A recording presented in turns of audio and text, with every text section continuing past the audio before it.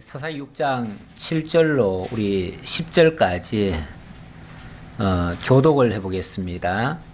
이스라엘 자손이 미디안으로 말미암아 여호와께 부르짖었으므로 여호와께서 이스라엘 자손에게 한 선지자를 보내시니 그가 그들에게 이르되 여호와께서 이같이 말씀하시기를 이스라엘의 하나님 내가 너희를 애굽에서 인도하여 내며 너희를 그 종 되었던 집에서 나오게 하여 애굽 사람의 손과 너희를 학대하는 모든 자의 손에서 너희를 건져내고 그들을 너희 앞에서 쫓아내고 그 땅을 너희에게 주었으며 내가 또 너희에게 이르기를 나는 너희의 하나님 여호와이니 너희가 거주하는 아모리 사람의 땅의 신들을 두려워하지 말라 하였으나 너희가 내 목소리를 듣지 아니하였느니라 하셨다 하니라. 아모리 사람의 땅의 신들을 두려워하지 말라 하였으나 너희가 내 목소리를 듣지 않았다. 여호와의 목전에 악을 행했다. 이런 표현을 우리 사사기에서 많이 쓰고 있습니다. 하나님께서는 이스라엘 민족을 이끌어내셔서 약속의 땅 가나안에 정착을 시켰어요. 그 과정에서 하나님의 엄청난 능력의 역사를 보여주셨습니다. 하나님이 살아계시고 하나님이 언약대로 이끌어 주신다고 하는 이 놀라운 역사들을 다 보여주셨어요. 그리고 천하에 참신은 나밖에 없다. 세상에 온갖 신들이라 일컬어지는 것들이 다 있지만 그것들 너희들 지나보지 않았느냐? 다 아무것도 아니지 않느냐? 저 애굽의 거대한 세력도 별거 아니지 않느냐? 저 아말렉 세력, 아모리 세력, 미디안 세력 다 별거 아니지 않느냐? 저 가나안 땅 세력들, 저 북쪽에 있는 바산 왕 옥의 세력들, 남방에 있는 에돔, 모압 이런 나라들 다 별거 아니지 않느냐? 그것들의 신들이 자기들을 구원하지 못하지 않더냐? 그러나 너희의 하나님 여호와는 살아있고 너희와 함께하고 있고 어떤 것이라도 다 이기시는 정말 능하신 강하신 분이시다 라는 것을 손수 다 보여주셨어요. 그래 놓고 이제 약속의 땅 가나안에 데려다 놓고 이제 그러므로 너희는 나만 믿고 살아라. 나만 의지해라. 그랬는데 조금만 환경이 좋아지면 아니면 조금 좋아져도 그렇고요. 아니면 조금 어려움만 있어도 그들은 쪼르륵 하고서 다른 데를 쫓아가요. 곁눈질을 해요. 자꾸 그 주변에 있는 다른 신들을 쫓아요. 그걸 뭐라고 표현하냐면 여호와의 목전에 악을 행했다. 여호와가 지금 자기들 목전에 있는데 자기들 앞에 있는데 곁눈질을 한다 그 말이죠. 딴 데 본다 그 말이죠. 남편이 지금 쳐다보고 있는데 자꾸 다른 데 지금 눈을 자꾸 돌리고 있다. 그래서 하나님이 그럴 때마다 정신 차려. 너 딴 거 보지 마. 나만 바라봐. 하고서 그들을 강한 어떤 세력에게 갖다 붙여줍니다. 그러면 그들이 위협을 하지요. 그러면은 몇 년간 또는 몇십 년간 그들에게 시달립니다. 막 어려움을 당해요. 사람들이 요즘 아이들이 스마트폰에 많이 빠져 있잖아요. 정신이 없어요. 그래서 어디를 가도 떠들만한데 원래 애들은 떠드는 게 정상이에요. 떠드는 게 정상인데 스마트폰만 주면은 그냥 조용해요. 어떨 때는 방 안에 들어가가지고 몇 시간 동안 또 조용해요. 뭐 하나 보면은 스마트폰 보고 있어요. 요즘 그런 시대예요. 그냥 뭐에 빠져 있는 거예요. 일종의 그것도 우상이에요. 그 나름대로의. 거기에 완전히 빠져가지고 그게 마치 자기의 모든 걸 다 주는 것처럼 그래서 그거 뺏으려고 하면 막 환장하죠. 애들이 그냥 완전히 돌변하죠. 그래서 앞으로 이것도 큰 문제다 싶은 생각이 문득문득 드는데 어쨌든 그럴 때에 돌이킬 수 있는 방법은 뭔가 겁을 하나 주는 거죠. 겁날 만한 먹거리가 하나 있어야죠. 하다못해 무서운 개라도 한 마리 나타나야지. 으르렁거려야지. 그제서야 엄마하고 찾지요. 엄마를 찾게 하는 방법은 약간 두려운 일이 뭔가 발생을 해야 돼요. 예. 그렇지 않으면은 어떤 충격적인 요법이 아니면은 안 돌아와요. 예. 우리 이때도 바로 그런 일을 몇 번이나 계속 하고 있습니다. 그래서 지금 오늘 그 전체 그 계열을 한번 쭉 보시면요. 이 역사서 전체가 여호수아부터 에스더서까지인데 그 역사서의 내용이 하나님께서 약속하신 그 나라 언약의 모형적인 성취가 되겠습니다. 그 가운데 제1장은 여호수아부터 사사기까지 땅 정복 성취 사역입니다. 다시 말하면 나라 언약 가운데서 자손, 땅, 통치 이 세 내용들이 이제 이루어져서 결국 나라가 완성이 되거든요. 그걸 다 통틀어서 나라 언약이라고 그래요. 나라 언약 안에 자손 번성하게 하는 부분이 있고 땅을 정복하게 하는 부분이 있고 그 다음에 다스리는 그런 내용이 있는데 이 사사기는 어찌 보면 그 과도기죠. 그래서 땅을 이제 자손이 생육 번성하고 가나안 땅을 정복했지요. 그리고 나서 그 다음 단계로 이제 넘어가야 되는데 통치가 이루어져야 되는데 원래 통치는 사실 하나님이 통치하시는 거죠. 하나님 통치하시는데 사람들이 그 하나님의 통치를 잘 못 느껴요. 못 느끼니까 나중에 가보면은 우리도 통치자가 필요하다. 그래서 우리에도 왕이 있어야 되겠다. 왕이 있어야 되겠다. 이런 소리 하거든요. 그 어려움을 뭘로 극복하려고 하냐면 인간적 왕을 요청함으로써 그 문제를 해결하려고 덤벼요. 근데 이것도 좋은 방법은 아니에요. 하지만 하나님의 섭리 가운데는 그렇게 해서 나라를 세우려고 하셔요. 하나님은 우리의 생각까지도 우리의 잘못된 그런 판단까지도 다 이용하셔서 합력하여 선을 이루시는 분이니까 결과적으로는 그걸 통해서 나라를 이루시기는 하지만 그러나 결단코 그것을 옳다고 할 수는 없어요. 그 과정에서 무엇이 있냐면 백성에 대한 시험의 부분이 있어요.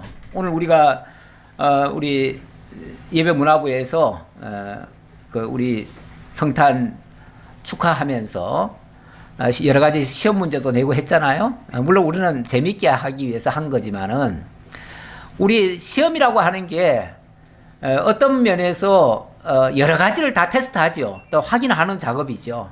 확인하는 작업인데 그렇다고 무턱대고 아무것도 없이 대책 없이 그렇게 시험하시는가? 그건 아니고요. 하나님께서 미리 방법을 다 제시해 놓고 답까지 다 달아주고 그 다음에 그것을 확인하는 작업이에요. 그래서 너희들이 내가 이렇게 너희들에게 나를 알려줬는데 진짜 너희들이 나를 믿나 안 믿나? 나를 인정하나 안 하나? 어찌 보면 그걸 확인하는 작업이에요. 그래서 시험을 쭉 하시는데 사실 시험할 적마다 꼭 걸려요. 시험에 다 통과하면 얼마나 좋겠어요. 시험 내는 자의 입장에서는 이 시험을 잘 통과해서 그 시험을 다 합격하고 성공하기를 바라죠. 그런데 결과를 보면은 꼭 그 시험에 걸려가지고 시험할 적마다 걸려가지고 어려움을 당해요. 근데 그것도 또 필요해요. 왜? 그 시험에 걸렸다고 무조건 틀렸고 잘못된 게 아니라 그걸 통해서 또 확인을 하잖아요. 그리고 또 고치잖아요. 배울 수가 있잖아요. 그래서 한 단계 한 단계 어쨌든 그런 매듭을 지어가면서 점점 단단해지는 우리 대나무에 자랄 때 보면은 조금 자라다가 한 번씩 매듭을 맺지요. 매듭을 맺고 또 자라다가 또 매듭을 맺어요. 그렇게 해야 그 대나무가 사실은 속이 텅텅 비었음에도 불구하고 단단합니다. 우리도 어찌 보면은 성장하는 과정에서 계속 형통만 하는 것이 아니라 형통하다가 또 이렇게 어려운 일이 한 번씩 있어요. 그게 매듭 맺히는 거예요. 그런 일을 통해서 그때는 잠시 좀 안 좋고 그때는 굉장히 어려움이 동반됐지만 지나놓고 보니까 그것 때문에 그게 견고히 서 있을 수 있는 거예요. 그런 의미에서 시험이라고 하는 게 결코 나쁜 건 아닌데 그 시험이 있을 때마다 막 백성들이 막 울부짖고 아픔을 호소하고 고통을 호소하지요. 하는데 그때에 무엇이 문제였는가를 일깨워줘요. 누구를 통해서 일깨워주냐면 사사라고 하는 특별한 자들을 보내셔가지고 그 사사로 하여금 그 문제점들을 들춰내요. 예, 너희들이 하나님 외에 다른 것들을 자꾸 의지하니까 하나님이 이렇게 하셨다라는 걸 알려줘요. 그리고 너희들이 하나님과 함께하면 이렇게 승리할 수 있다라는 걸 보여줘요. 그래서 결론은 항상 해피엔딩이에요. 그래서 승리해요. 사사가 오기만 하면은 사사가 문제를 해결 다 해버려요. 그래서 또 뭐 몇십 년, 한 40년 또는 뭐 한 80년 이렇게 태평성대를 이루게 됩니다. 사사가 한번 다녀가고 나면요, 태평성대예요. 근데 문제는 이 태평성대에도 또 문제가 생겨요. 왜냐하면 태평성대가 이게 한동안 지속이 되어지면 다시는 그런 어려움이 없을 줄 알고 계속 그냥 거기서 완전히 푹 빠져 있어요. 그냥 젖어 있어요. 그래서 항상 좋은 것만 추구하고 사는 거예요. 사람이 좋은 걸 주면요, 그 좋은 걸 어느 정도만 만족하고 흡족하리만큼만 먹고 그 다음에는 또 안 먹으면 좋은데 좋은 거라고 그냥 계속 먹는 거 아니에요? 그러다 보면 이게 오버가 돼가지고 나중엔 탈이 나요. 예. 그런 부작용들이 자꾸만 일어나기 시작해요. 그러면 또 되풀이합니다. 무슨 되풀이냐면 또 고통스러운 일이 발생해요. 하나님은 그걸 깨닫게 하기 위해서 주변 나라들을, 원래 하나님이 가나안 땅을 정복할 때에 주변을 완전히 정복하지 않았어요.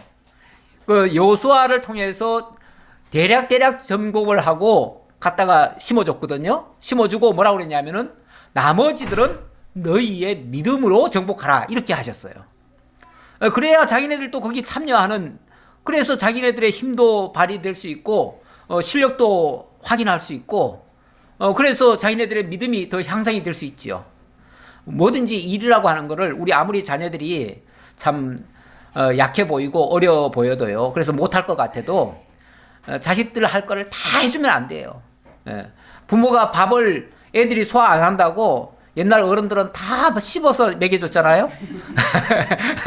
근데 그게 좋은 것만이 아니에요. 물론 어릴 적에 정말 소화 못하면은 그렇게라도 해줘야 돼요. 그거는 정말 못할 때 그렇게 하는 거지. 예. 그렇지만은 자기가 조금이라도 할 수만 있으면 그 다음부터는 씹더라도 아주 조금만 씹든지 아니면은 잘게 부셔가지고, 요즘은 그렇게 했다가 큰일 나죠. 그냥 잘게 부셔가지고 그렇게 해서 전달을 해줘야 그 아이가 스스로 그거를 해나갈 수 있는 자기 힘을 길러요. 길러주는 역할을 하기 때문에 괜찮습니다. 어쨌든 우리 하나님께서도 여호수아에게 완전히 다 정복해가지고 그냥 공짜로 다 안겨준 게 아니고 큼직큼직한 것만 잡아놓고 나머지들은 너희들이 믿음으로 정복해라 이렇게 하고 보내줬어요. 그런데 그냥 좋은 게 좋은 거라고 싸우기 싫은 거야. 싸우기 싫으니까 그냥 편하게 지내려니까 뭐예요? 그들과 타협을 해요. 타협을 해가지고 적당히 그냥 공생이라는 말이 좋잖아요. 서로 같이 살자는 말이니까 좋은 것 같은데 결국은 그 대적이 대적 노릇을 하도록 기회를 주는 거예요. 그러다 보니까 그들은 조금 있으면은, 처음에는 기가 죽었다가 조금 있으면은 기가 살아요. 그러다가 하나님이 이제 약간 저들을 시험해야 되겠다 싶을 때는 그냥 그들이 막 완전히 등장해가지고 이쪽을 괴롭히기 시작하는 거예요. 그래서 주변에 제압해야 마땅한 자들이 도로 이스라엘을 군박하기 시작합니다. 그러면은 이제 또 죽겠다고 또 난리를 치죠. 난리를 쳐요. 그러면 또 하나님이 또 사사를 보내시고 이러기를 계속 반복을 합니다. 이제 반복하는 중에 이제 드리는 말씀인데 그동안 나온 사사는요, 온니엘이 있었고 에훗이 있었습니다. 그리고 지난 주간까지는 드보라 사사가 있었어요.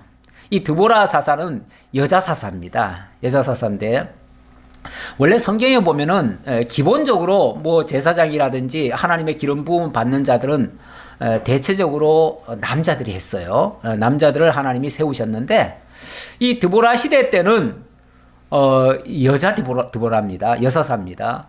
그런데 이 드보라 같은 경우는 어찌 보면 그 당시에 뭐 남자가 전혀 없었는가, 그건 아니고요. 그 당시에도 바락 장군인가요? 굉장히 좀 뭐 이스라엘에 장군이 있었는데 그런데 너무 의지가 허약했어요. 하나님이 저 대적을 가나안 야빈을 시켜가지고 그들을 제압하게 하니까 꼼짝 못하고 그들에게 몇십 년간 짓밟히면서도 저항 한 번을 못 해요. 그런데 할 의지도 없어요. 하려고도 안 해요. 오죽하면 나중에 하나님이 드보라 여사사를 세워놓고는 드보라를 통해서 그 바락 장군한테 너 가서 전쟁에 참여하라고 해라 그랬더니 가서 전쟁 하나님의 명령입니다. 전쟁하라고 합니다. 그랬더니 당신이 나가면 하지 나는 안 나간다고. 하려면 당신이나 하라고. 당신이 나가면 내가 뒤따라가겠다고. 아니 여자를 앞세워가지고 당신이 하면은 내가 뒤따라가겠다. 이게 무슨 말입니까? 장군이라는 존재가 한낱 여인한테도 못하겠다고 그런 식으로 얘기를 해요.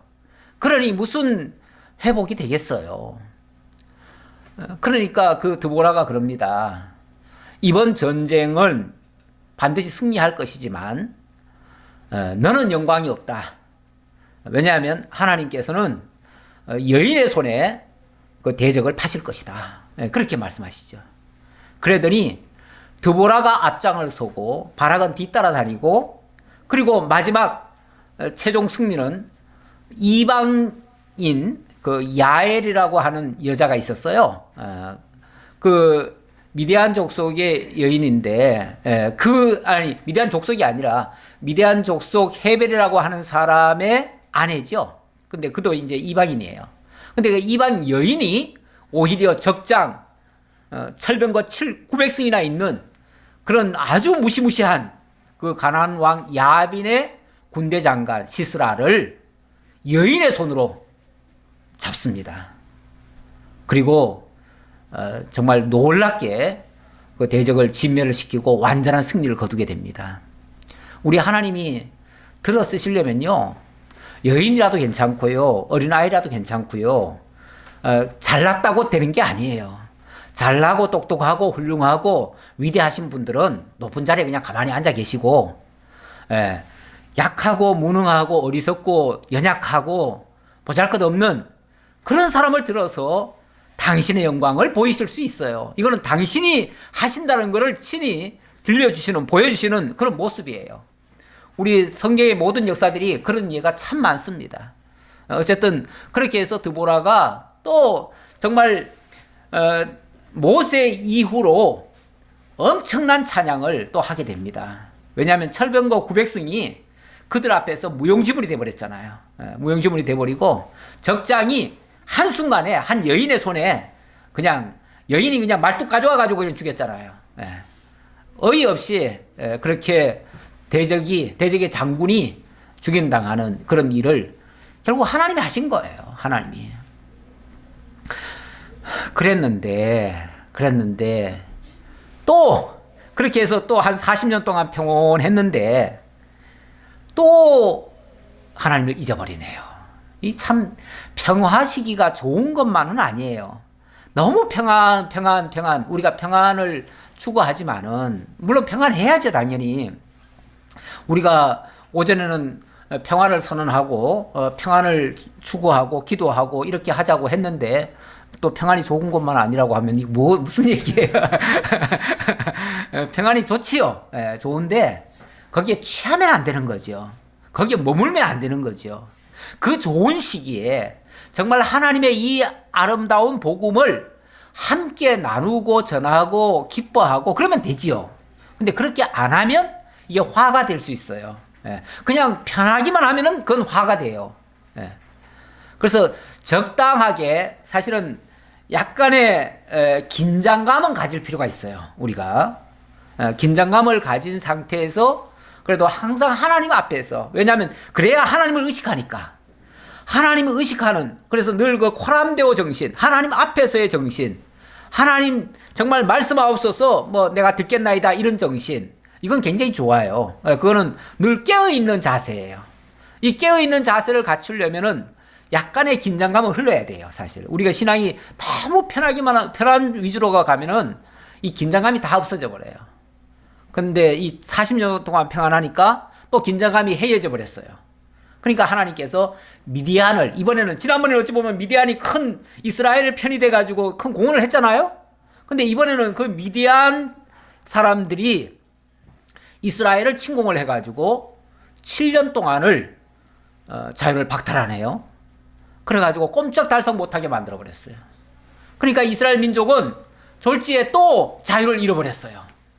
자유를 잃어버리고 뭐 농사를 지어놓든지 뭘 하면요 전부 다 뺏어가요. 이 미디안 사람들이 다 뺏어가고, 이스라엘에는 나중에 보니까 그런 일도 있어요. 이스라엘에는 대장장이도 하나 없어요. 왜냐하면은 이 적들이요 이 침범을 하면 그 나라에 있는 무기될 만한 것들은 다 뺏어가 버려요. 예. 저항을 못하도록 하기 위해서. 예. 지난번에도 그런 적이 있었어요. 앞으로도 그런 일이 자주 있어요. 예, 그러니까 뭐 이 이스라엘 백성들은요 미디안 사람들이 겁이 나가지고 낮에는 활동도 제대로 못해요. 그냥 숨어 다녀요. 그리고 이런 새벽이나 밤 늦게 일을 하고, 그리고 그냥 몰래 오솔길로 다닌대요. 여기 나중에 보면 그런 소리 나와요. 오솔길로 다닌대요. 예, 뭐 이스라엘 자손이 미디안으로 말미암아 산에서 웅덩이와 굴과 산성을 자기들 위하여 만들었으며, 예, 웅덩이, 굴 이런 것들 만들어 놓고 산속에 들어가서 살고 이랬다 그 말이에요. 피해 살았다 그 말이에요. 심지어 나중에 보면요 이 기드온이라고 오늘 얘기할 사람은 기드온인데, 이 기드온 같은 사람도 농사를 지었는데 제대로 정상적으로 탈곡을 못해요. 그러니까 나중에 포도주 틀에 가가지고 거기서 몰래 찧어가지고 먹고 살아요. 숨어 지냈다 그 말이에요. 한마디로 이런 아주 극심한 어려움을 겪었습니다. 자, 그러니 당연히 무슨 일이 나오겠어요? 또 울부짖는 소리가 나오지요. 자오간 전법 중에 제일, 전법이라고 말하기보다도 자오간 제일 어려울 때 호소하는 거는 그냥 우는 거죠. 뭐 우는 거. 그래서 이스라엘 민족이 또 울부짖는 거예요. 하나님 앞에 울부짖어요. 뭐 대책도 없고 어떻게 해야 될지도 모르겠고, 싸울 용기는 없고, 이런 상황이죠. 그랬을 때 6절에 보니까 이스라엘이 미디안으로 말미암아 궁핍함이 심한지라 이에 이스라엘 자손이 여호와께 부르짖었더라. 자, 부르짖으니까 이제 하나님의 응답이 나오지요. 이스라엘 자손이 미디안으로 말미암아 여호와께 부르짖음으로 여호와께서 이스라엘 자손에게 한 선지자를 보내시니, 우리 하나님의 그 자비와 긍휼은 변함없어요. 정말 하는 짓은 좀 혼내줘야 되겠지만 그래도 울부짖고 아픔을 호소하면 또 하나님이 자비와 긍휼을 베풀어 주십니다. 그래서 그들에게 선지자를 보내시니 그가 그들에게 이르되, 일단은 그러니까 이게 이제 순서예요. 순서가 뭐냐면 1차적으로는 선지자 보내요. 선지자를 통해서 뭐 하라고요? 깨우치고 깨닫고 하나님께 돌아오는 게 우선이니까 그 소리를 먼저 전하려고 하는 거겠죠. 자, 보내시니 그가 그들에게 이르되 여호와께서 이같이 말씀하시기를 이스라엘의 하나님 내가 너희를 애굽에서 인도하여 내며 너희를 그 종되었던 집에서 나오게 하여 애굽 사람의 손과 너희를 학대하는 모든 자의 손에서 너희를 건져내고 그들을 너희 앞에서 쫓아내고 그 땅을 너희에게 주었으며 내가 또 너희에게 이르기를 나는 너희의 하나님 여호와이니 너희가 거주하는 아모리 사람의 땅의 신들을 두려워하지 말라 했으나 너희가 내 목소리를 듣지 아니하였느니라 하셨다 하니라. 무슨 소리입니까? 나 여호와잖아. 여호와. 애굽 땅 그 종되었던 집에서도 인도해 내신 여호와인데 그렇게 이끌어내셔가지고 지금 아모리 지역에 갖다 놓고 그 아모리 사람들 두려워할 거 없어. 왜냐하면 애굽도 이기신 하나님이 너희를 구원해서 여기까지 인도해 놨는데 이까지 것들이 뭐야? 아무것도 아니야. 그러니까 두려워하지 말고 나만 믿어. 쉽게 말하면 하나님 그렇게 하신 거 아니에요? 그렇게 했는데 조금 어려운 일이 있으니까 그들을 두려워하고 이러고 있다 그 말이에요. 그들의 그 잘못된 생각을 선지자의 입을 통해서 일깨워 주는 거죠. 일깨워 주는 거예요. 그래 놓고 11절 무조건 책망만 하시는 게 아니라 하나님은 대안을 가지고 계셔요. 여호와의 사자가 아비에셀 사람 요아스에게 속한 오브라에 이르러 상수리 나무 아래에 앉으니라. 예, 이때는 여호와의 사자가 어찌 보면 사람의 모습으로 직접 나타나셔요. 이제 옛날 그러니까 이 특별 계시 시대와 지금은 똑같이 취급하면 안 됩니다. 지금은 특별 계시가 완료된 시점이에요. 완료된 시점이니까 지금은 여호와의 사자가 직접 우리 눈앞에 나오지 않아요. 예. 왜냐하면 하나님의 말씀으로 다 이미 증거하셨고 그 말씀으로 우리에게 말씀하고 계시는데, 성령을 통해서 말씀하고 계시는데 뭐 때문에 여호와의 사자가 환상이나 또는 뭐 실물로 뭐하러 나타나시겠어요? 이때는 특별 계시 기간이기 때문에 이렇게 역사하신 거예요. 그래서 이걸 혼돈하지는 마시고요. 자, 여호와의 사자가 요아스라고 하는 사람에게 왔습니다. 마침 요아스의 아들 기드온이 미디안 사람에게 알리지 아니하려 하여 밀을 포도주 틀에서 타작하더니, 미디안 사람에게 알리지 아니하려 하여라, 이 말은 미디안 사람에게 발각되면 뭐하니까? 다 뺏기니까. 다 뺏기니까 안 뺏기려고 그 사람들 몰래 당장 타작은 해야 먹고 사니까 밀을 갖다가 정상적인, 쉽게 말하면은 요즘으로 말하면 바깥에 있는 곳으로 가져온 게 아니라 저 산속에 포도주 틀이 있었어요. 그런데 그리 가져가가지고 포도주 틀에다가 놓고 어떻게 탈곡을 좀 했다 그 말이죠. 우선 먹고 살아야 되니까. 이렇게 비참한 시대였다 그 말이에요. 여호와의 사자가 기드온에게 나타나 이르되 큰 용사여 여호와께서 너와 함께 계시도다 하매, 갑자기 기드온은 정말 막 겁이 나가지고 막 조마조마하면서 지금 산속으로 들어가가지고 오솔길로 해가지고 산속으로 들어가가지고 겨우 이제 오늘 먹거리 하나 준비해가지고 내려올 생각이었는데, 갑자기 상수리 나무에 밑에서 어떤 사람이 딱 일어나더니 큰 용사요 이렇게 얘기를 하는 거예요. 아니 자기는 지금 막 어찌 보면 비겁한 모습으로 지금 살고 있는데 자기 보고 큰 용사라니까 깜짝 놀라지요. 어떤 사람 만나는 것도 지금 겁나는 판에 큰 용사라고 하니까 이게 무슨 소린가 하겠지요. 예. 기드온이 그에게 대답하되 오 나의 주여 여호와께서 우리와 함께 계시면 어찌하여 이 모든 일이 우리에게 일어났나이까. 또 우리 조상들이 일찍이 우리에게 이르기를 여호와께서 우리를 애굽에서 올라오게 하신 것이 아니냐 한 그 모든 이적이 어디 있나이까. 이 말은 지금 큰 용사요 여호와께서 너와 함께한다 이런 식으로 얘기하니까, 아니 하나님이 함께 하신다고요? 하나님께 함께 하시는 모습이 이겁니까? 그 얘기죠. 아니 하나님이 함께 하시는데 겨우 우리가 지금 미디안한테 쫓겨가지고 이렇게 모든 게 다 약탈당하고 저들에게 짓밟히고 이러고 사는데 무슨 하나님이 우리와 함께 하신다는 얘기입니까? 그리고 나보고 큰 용사라니요. 내가 뭘 어떻게 하라고요? 이 말이죠. 이게 지금 좋은 말로 지금 받아들인 게 아니에요. 예.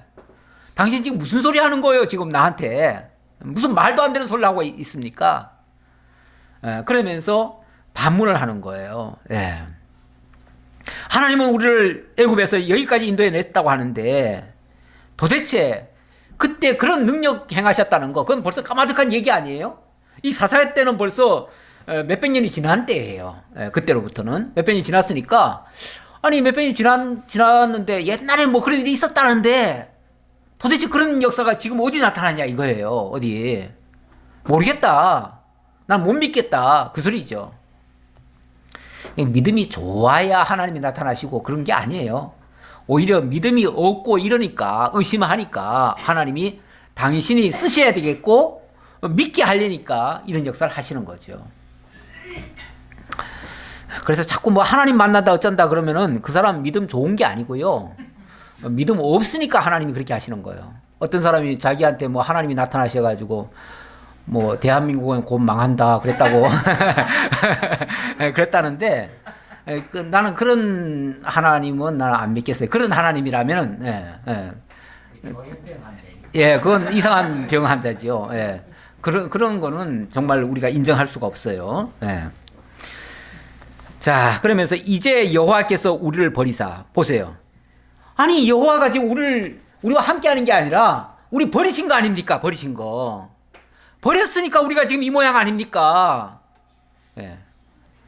그러면서 우리를 버리사 미디안의 손에 우리를 넘겨주셨나이다 하니 여호와께서 그를 향하여 이르시되 너는 가서 이 너의 힘으로 이스라엘을 미디안의 손에서 구원하라. 내가 너를 보낸 것이 아니냐 하시니라. 한술 더 뜨셔요. 뭐라 그래요? 너 지금 가서 너 지금 일을 할 게 아니야. 네가 지금 한 집에 지금 집구석 지금 쉽게 말하면 양식 구하는 정도가 아니라 너는 이 민족을 구해야 돼. 민족을.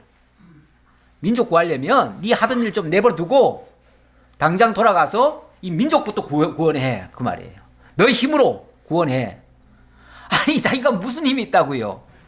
지금 자기 집 식구도 지금 먹여 살리기 힘든 판에 무슨 힘으로 이 민족을 구해요.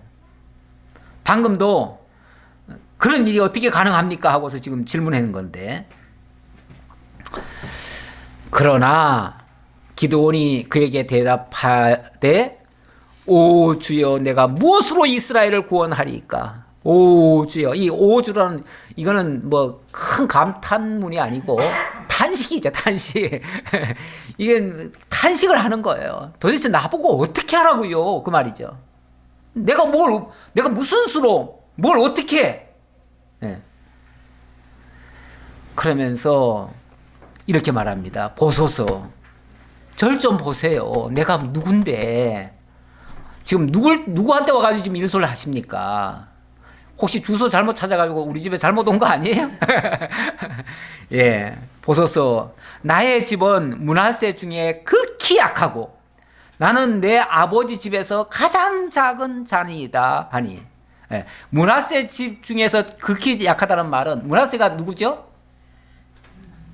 므낫세가 꼴찌는 아니네요. 난 베냐민인가 그랬더니 베냐민은 아니고 므낫세 지파. 예. 므낫세라고 하면 사실은 므낫세와 에브라임 요셉의 자손들이죠. 요셉 자손들인데 어찌 보면 정통파 유대인이라기보다는 애굽에 가서 태어난 사람인데 입적이 된 거죠. 요셉 대신에 입적이 된 거죠. 예. 됐기 때문에 어찌 보면 이스라엘 입장에서 봤을 때는 좀 이렇게 좀 약하다라고 아마 인정을 했던가 보죠. 예. 뭐 그러니까 그렇게 표현을 했겠죠. 예. 어쨌든 자기 집은 므낫세 중에서도 극히 약하다 이렇게 표현을 합니다. 근데 그렇게 약한 데서도 자기는 더 약하다. 뿐만 아니라 나는 내 아버지 집에서도 가장 작은 자리이다. 아마 자기 집안에서도 자기가 꼴찌인가 봐요. 예. 그 서열로 자기가 꼴찌인가 봐요. 그러니까 나같이 보잘것없는 사람한테 이런 일을 이야기하시다니요. 뭐 아무래도 주소 잘못 찾아오신 거 아니에요? 이런 차원이죠. 그랬더니 여호와께서 그에게 이르시되 내가 반드시 너와 함께 가리니 내가 반드시 너와 함께 하리니 내가 미디안 사람 치기를 한 사람 치듯 하리라 하시니라. 미디안 사람이 엄청나게 많잖아요. 적은 수가 아니에요. 엄청나게 많은 수인데 그 많은 수를 마치 한 사람 치듯이 네가 그들을 처치할 거다. 그러니까 뭐 그들이 수가 아무리 많아도 너희들이 간단하게 해결할 수 있다. 일당 만, 일단 100만, 10만 막 이렇게 하겠다는 얘기죠. 이 말이 기드온으로서는 믿어지지 않죠. 믿어지지 않는데 그래서 기드온이 이렇게 대답합니다. 기드온이 그에게 대답하되 만일, 이건 만일이에요. 혹시 이건 전혀 믿어서 하는 소리가 아니에요. 혹시라도 내가 주께 은혜를 얻어싸우면 뭐 그럴 일은 천부당 만부당 하겠지만 혹시라도 내가 하나님께 은혜를 입은 자라면 나와 말씀하신 네가 주 되시는 표징을 내게 보이소서. 내게 말씀하신 그분이 진짜 그 하나님이 맞는지 그 왕이신 것이 맞는지 나한테 뭔가를 증표를 주십시오. 그 얘기예요. 내가 예물을 가지고 다시 주께로 와서 그것을 주 앞에 드리기까지 이곳을 떠나지 마시기를 원하나이다 하니 그가 이르되 내가 너 돌아올 때까지 머무르리라 하니라. 자, 그러면서 예물을 가져오겠대요. 이 예물이라고 하는 것은 원래 이제 선지자의 앞으로 갈 때도 예물을 가지고 반드시 가라. 뭐 그런 말이 있어요. 나중에 사사한테 나중에 누굽니까? 사무엘 할 때 갈 때 그런 일이 있었고요. 그리고 또 하나님 앞에 갈 때도 빈손으로 오지 말라 이런 말이 있어요. 아마 그런 개념이었던 것 같아요. 그러니까 내가 하나님을 만나려면 하나님 앞에 빈손으로 갈 수는 없으니까 난 지금은 아무것도 없으니까 내가 빨리 집으로 가가지고 예물을 있는 대로 다 가져오겠습니다. 그럴 테니 그때까지 잠시 좀 기다려 주십시오. 그래서 뭔가 내가 자꾸 표징을 봐야 되겠습니다. 그런 얘기죠. 그래서 예물 가지러 갔다 오겠다라고 말을 하는 거죠. 자, 19절입니다. 기드온이 가서 염소 새끼를 준비하고 가루 한 에바로 무교병을 만들고 고기를 소쿠리에 담고 국을 양푼에 담아 상수리 나무 아래 그에게로 가져다가 드리매 하나님의 사자가 그에게 이르되 고기와 무교병을 가져다가 이 바위 위에 놓고 국을 부으라 하니 기드온이 그대로 하니라. 그래서 이제 하나님 앞에 제사를 드리려고 예물을 가져왔어요. 가져왔더니 이걸 이 조그만 바위 덩어리가 하나 있는데 그 바위 덩어리 위에다 올려놓고 거기다 국을 갖다 부으래요. 그러면은 그 예물로 드리려고 했던 것이 다 국에다가 푹 빠질 거 아니에요. 국에다 푹 빠지면은 하나님께 예물을 드리고 하나님이 그 제사를 받으려고 하면 하늘에서부터 불이 내려야 되거든요. 불이 내려서 그걸 태워야 되는데 아니 국을 쏟아가지고 쉽게 말하면 약간 움푹 한 데인지 뭐 아마 그렇겠죠. 그런 데다가 올려놓고 그 위에다 국을 부으면 그게 뭐가 되죠? 완전히 국이 되잖아요. 완전히 그냥 물텀벙이 돼버리잖아요. 물텀벙이. 물텀벙이 된 데다가 불이 임하기는 어렵죠. 통상적으로는 어렵죠. 어려운데 여호와의 사자가 손에 잡은 지팡이 끝을 내밀어 고기와 무교병에 대니 불이 바위에서 나와 고기와 무교병을 살랐고 여호와의 사자는 떠나서 보이지 아니한지라. 표징 딱 보여주고는 떠나버렸어요. 뭐 표징 뭐 간단합니다. 그 사자가 지팡이를 짚고 있었는데 그 지팡이를 딱 갖다가 대니까 불이 쫙 나와가지고 그냥 불을 확 살라버린 거예요. 물텀벙이가 그냥 완전히 불이 돼버린 거죠. 이게 이제 여호와께서 그 예물을 연락하셨다고 하는 증표이면서 하나님이 함께하고 있다, 너와 함께하고 있다고 하는 증표예요. 확실한 증표를 보여줬어요.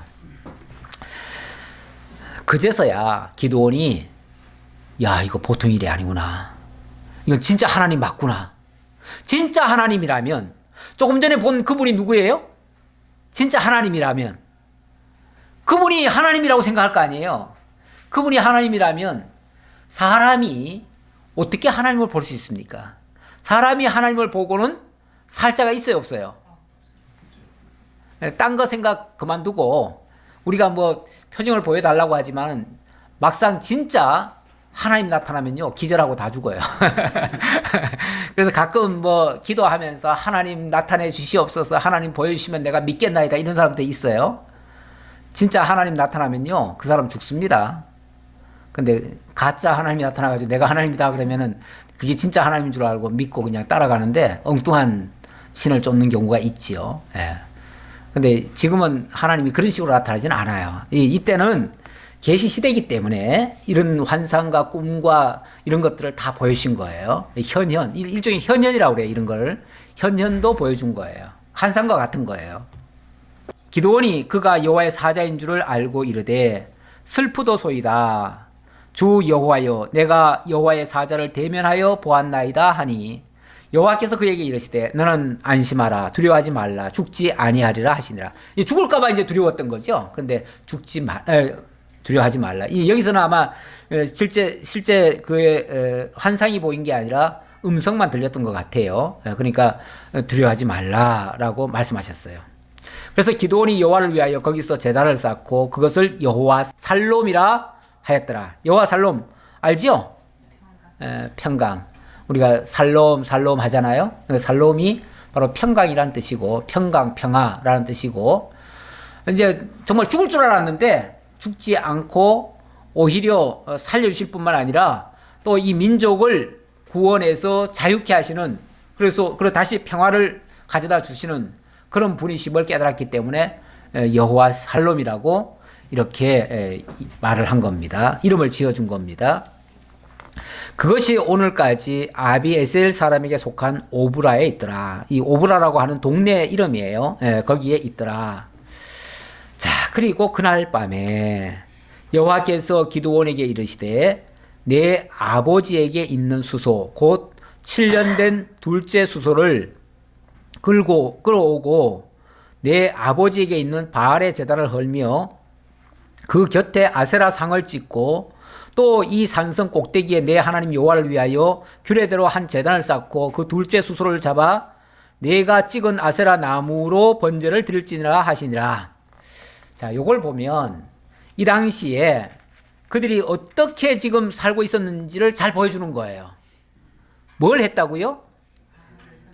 예, 이 기드온의 아버지, 예, 기드온의 아버지도 뭘 하고 있었냐면은, 예, 바알의 제단, 그리고 아세라 상, 이런 게 있었다.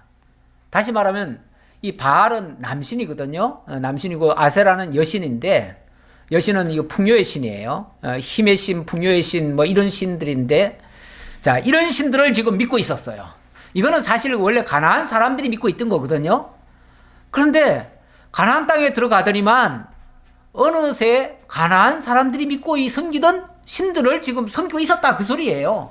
그걸 지금 보여주는 거예요. 아니, 그런 사람들이 하나님 알았겠어요? 아니, 말로는 하나님 믿는다고 했을 거예요, 아마. 왜냐하면 하나님 이름은 계속 불렀을 거예요. 그런데 하나님이 도대체 눈에 보이지 않잖아요. 보이지 않으니까 자꾸만 뭔가를 만들려고 해요, 사람들은. 만들어야 진짜 있는 것처럼 느껴져요. 네. 요즘 저 성당 쪽에는 보니까 요 앞에도 그런 게 보이더라고요. 성당에는 이제 예수님 탄생을 기념하기 위해서 앞에다가 구유를 만들어 놓고 거기 아기 예수를 갖다 놓고 거기서 사람들이 경배하고 들어가요. 왜냐하면 성탄절이니까 이제 더 그렇게 하는 것 같더라고요. 근데 그게 여기만 그런가 했더니 지금 뭐 만들어 했더니 그런 걸 만들더라고요. 근데 여기만 그런 줄 알았더니 모든 성당이 다 그렇더라고요, 가만 보니까. 예. 그러니까 그 어떤 형상을 자꾸 만들어 놔야 사람들이 그걸 의지를 해요. 예. 그게 진짜인 줄 알고. 그게 없으면 뭔가 허전해. 없는 것 같아. 예.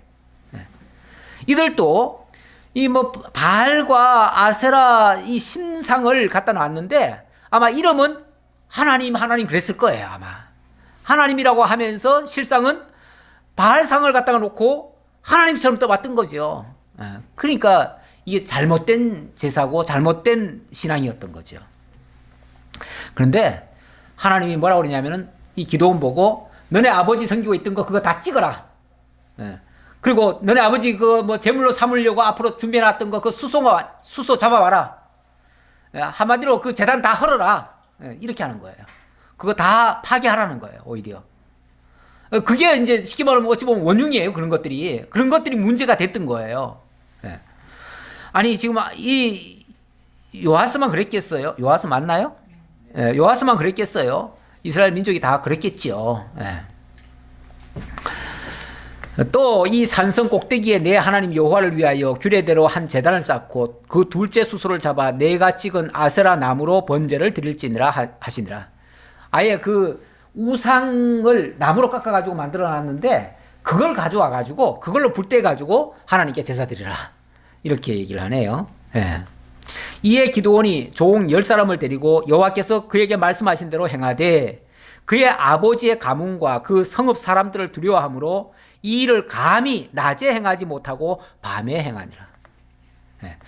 감히 낮에 행하지 못하고 밤에 행했다. 기드온도 그러고 보니까 겁장이죠. 지금 하나님의 말씀을 지금 들었고 어떤 표징까지 받았지만 이런 일을 한다는 것은 보통 어려운 게 아니에요. 이게 정말 자칫하면 목숨 내놓고 해야 돼요. 더군다나 이 아버지가 아마도 그냥 한 개인의 아버지보다는 그 마을에 어떤 영향이 있었던 사람 같아요. 근데 그 사람이 만약에 이런 중대한 일을 하던 거를 만약에 못하게 하거나 파괴해버리면 엄청나게 심각한 문제가 발생해요. 그러니까 감히 낮에는 할 수 없었고 사람들 보는 앞에서는 못했고 밤에 숨어서 몰래 하고 왔대요. 그 성읍 사람들이 아침에 일찍이 일어나 본즉 바알의 제단이 파괴되었으며 그 곁에 아세라가 찍혔고 새로 쌓은 제단 위에 그 둘째 수소를 드렸는지라 서로 물어 이르되 이것이 누구의 소행인가 하고 그들이 캐어 물은 후에 이르되 요아스의 아들 기드온이 이를 행하였다 하고 이제 난리가 났어요. 그 다음날 아침에 원래 이방 제단은요 새벽부터 열심을 냅니다. 사실은 이방 제단이 더 열심을 내요. 그래서 이런 새벽부터 아침에 아마 아침 그 제단을 쌓으려고 사람들이 왔던 것 같아요. 와 보니까 난리가 난 거예요.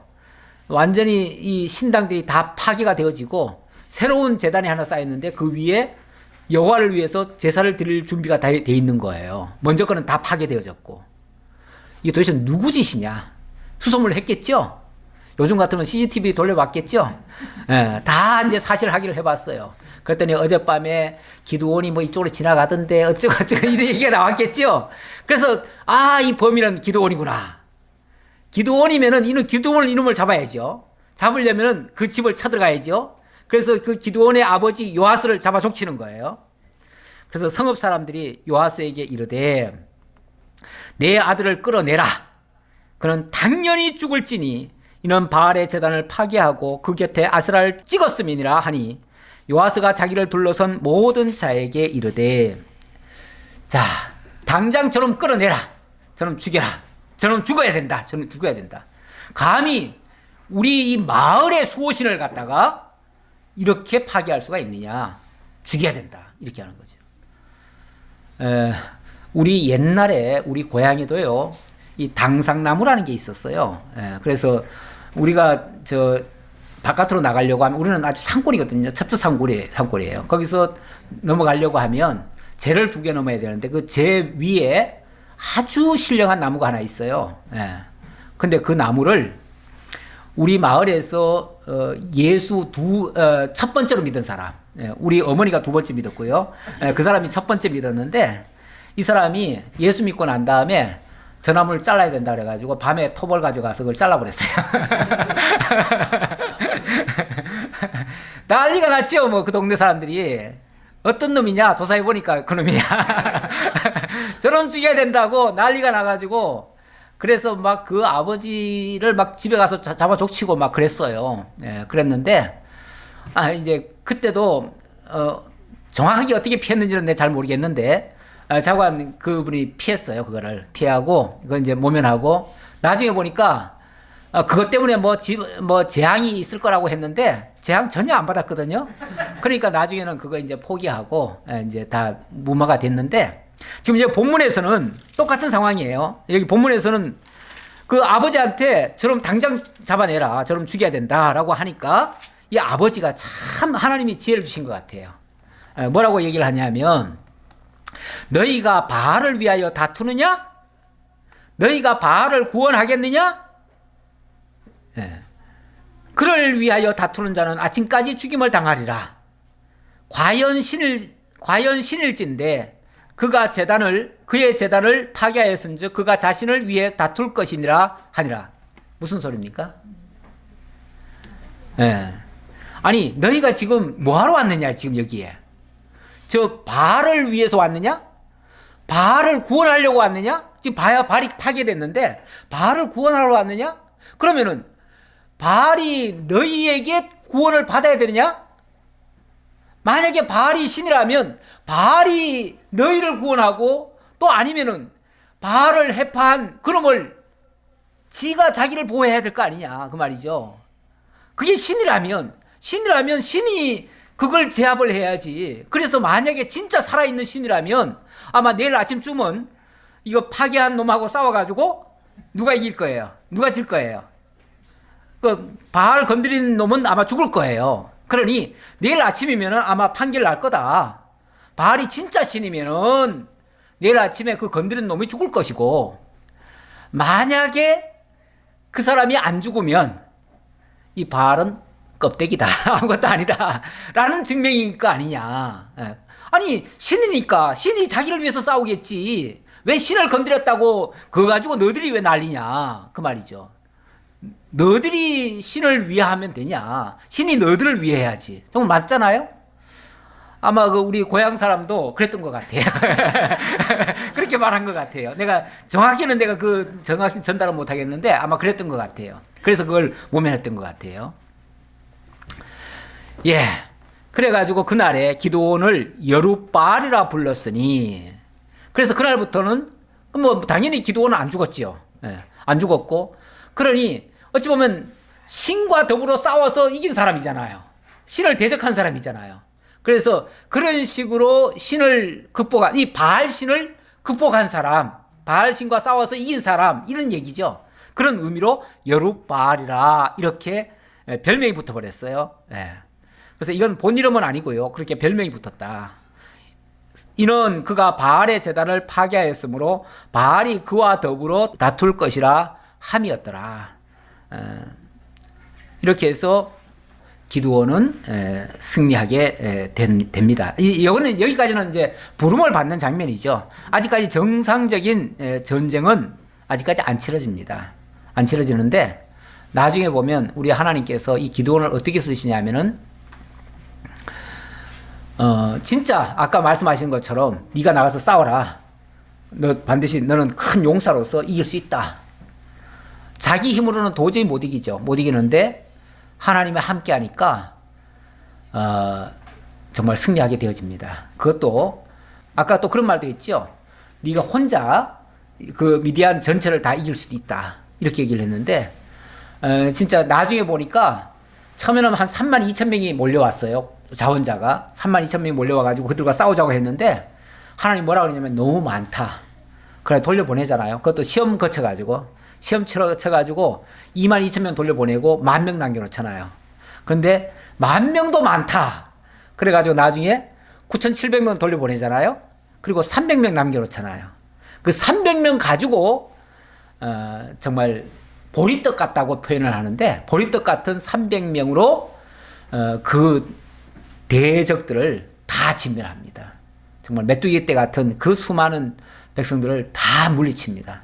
물리치는데 뭐 누구의 능력이겠어요. 보나마나 하나님의 역사지요. 하나님이 그들을 자중질환 일으키듯이 해가지고 결국은 자멸하게 만들고 나중에는 그들이 가서 그냥 타작하듯이 그렇게 제거를 하죠. 일망타지를 해버리죠. 우리 하나님 함께 하시면 혼자라고 적다고 못하는 게 아닙니다. 우리도 가끔 우리 수도 적고 교세도 약하고 우리의 뭐 모든 게 다 불리한 부분이 있기 때문에 그래서 어떤 어려운 일을 만나거나 무슨 문제가 발생하면 우리가 어떻게 극복해 그렇게 하고 주저하고 두려워합니다. 그런데 우리 하나님은 절대 수 가지고 역사하시는 분이 아니에요. 사람 의지하고 하시는 분이 아니에요. 하나님이 함께 하시면 아무리 연약한 정말 아까 기드온이 자기 스스로도 얼마나 연약한 존재라고 얘기했지 않습니까? 아무리 연약해도 하나님은 정말 대장군처럼 만드실 수 있어요. 그렇게 해서 얼마든지 승리하고 그렇게 했을 때 진짜 하나님의 영광을 돌리게 되어집니다. 우리 하나님 이렇게 하시기를 기뻐하십니다. 내년에 우리 앞에 펼쳐질 일들 두려워만 하지 마시고 정말 하나님이 우리를 들어서 하나님의 거룩한 성전에 사용하시고 승리하시고 영광을 거두신다. 우리는 찬양할 준비만 하면 됩니다. 기도하겠습니다. 아버지 하나님 감사합니다. 우리에게 늘 하나님의 살아계심을 확인하고 하나님의 영광을 찬양하며 하나님의 거룩한 성전에 참여하기를 기뻐하고 두려워하지 말고 어떤 일에든지 믿음으로 진군해 갈 수 있는 기도원 같은 그러한 믿음의 용사들 될 수 있도록 하나님 함께해 주옵소서. 내일 일을 두려워하지 말고 믿음으로 바라보며 정말 하나님의 영광만을 추구하는 우리 성리로 교회 성도들 다 되기를 간절히 바라오며 우리 주님 예수님의 이름으로 기도하옵나이다. 아멘.